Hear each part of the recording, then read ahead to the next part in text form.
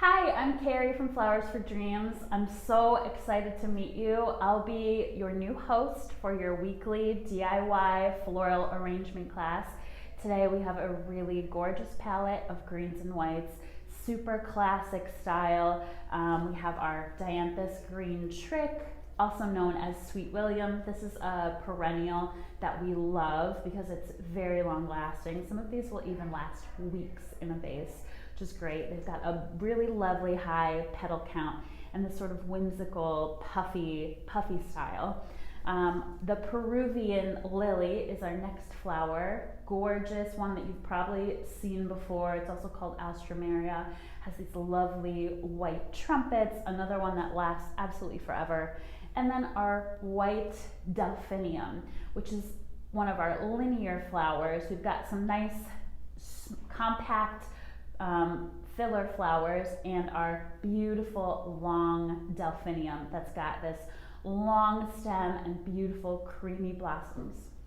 Let's get started. I wanted to show you a couple vase options that would also work for this arrangement. I'm going to be designing in my mason jar today, but if you like, you could try designing your arrangement in a taller vase. That's going to highlight the beautiful height of our Delphinium and also our green Trick. And here's another vase. I'm going to just show you some options. When I'm doing a tall arrangement, I like to try to have a small opening.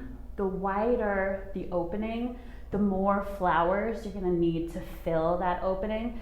And while the green Trick is really puffy, it'll just make it easier on yourself to have a smaller opening if you do want to do a taller option. Here's sort of an in-between size that could work. Again, small opening, but it's going to help to highlight the size of your arrangement if you want to try something different than your mason jar. Put these to the side. So first step is to prep our stems. We'll go through one by one and just kind of pull back all of these outer leaves. You can leave these little leaves that are at the top. Sometimes I'll pull off any that are damaged or browning. Just peel those back with your fingers because we do not want them to get in the water of our vase, and we really want the energy and the water to nourish the beautiful bloom part of our flower. So peel these back, we'll have those prepped.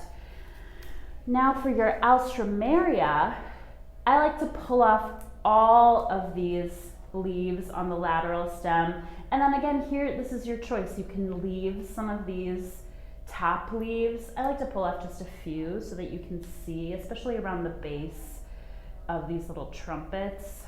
Makes it a little bit easier to see the beautiful stem. And if you want to go a little more quickly, you can pull down the stem almost like you're stripping herbs. This one's pretty good. And then we'll move on to the Delphinium. These are actually don't have a ton of leaves on them. Mine do. If you do have anything on the base of your stem, go ahead and strip those off. Delphinium typically have these beautiful little gentle side pieces. You can use those if you like them, or you can pull them off. This one looks a little bit too small, so I'm going to pull that off too.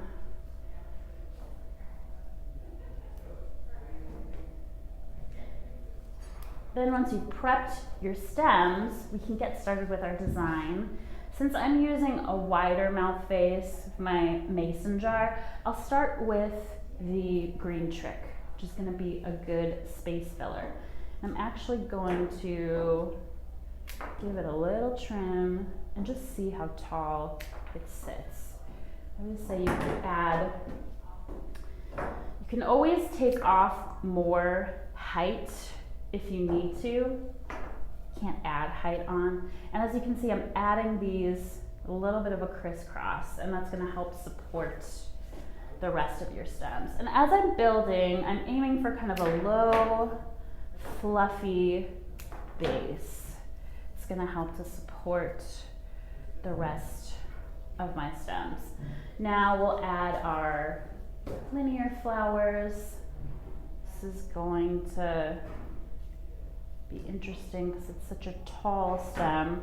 Sometimes you may even want to pull off a couple of the smaller blooms, but for this arrangement, I really like the contrast between these fun, puffy green trick dianthus and my tall, lovely delphinium.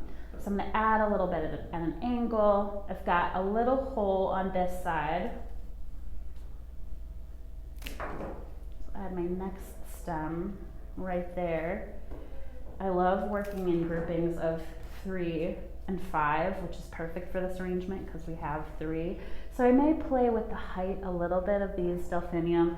One can be a little bit taller. I'll try to shorten up one a little bit. So it helps to just evaluate your stems, see if you have one that happens to be a little bit smaller.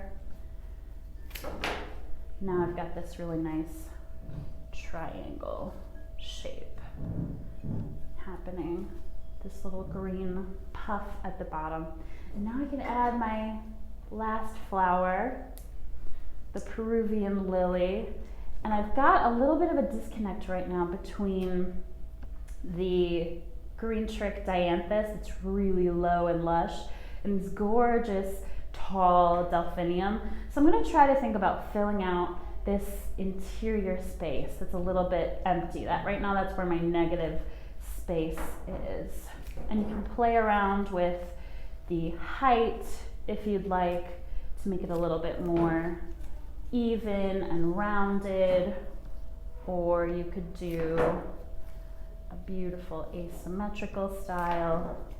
I'm gonna start by adding 3 pieces kind of in these holes, the graduated height. Now when I'm cutting, I'm always cutting at an angle. As you add, you can definitely pull things out of your arrangement. Sometimes I'll give a little twist motion to it. I'm gonna cut this one a little bit shorter so that I have that height range. I've got my low, medium, tall, and then maybe one more to kind of offset that angle.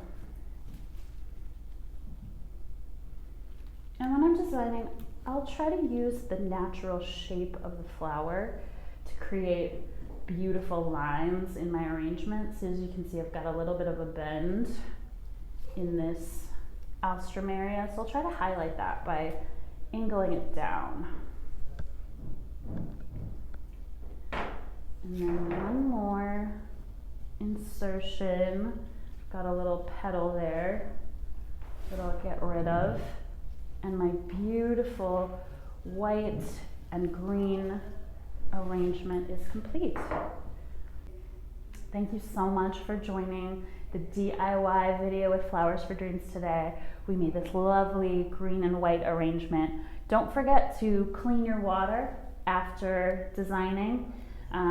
It's always nice to put a little fresh water in your arrangement so that any of the petals or leaves that got into the water, starting you with a super fresh vase, and then change your water every 2 to 3 days. I'll see you next time.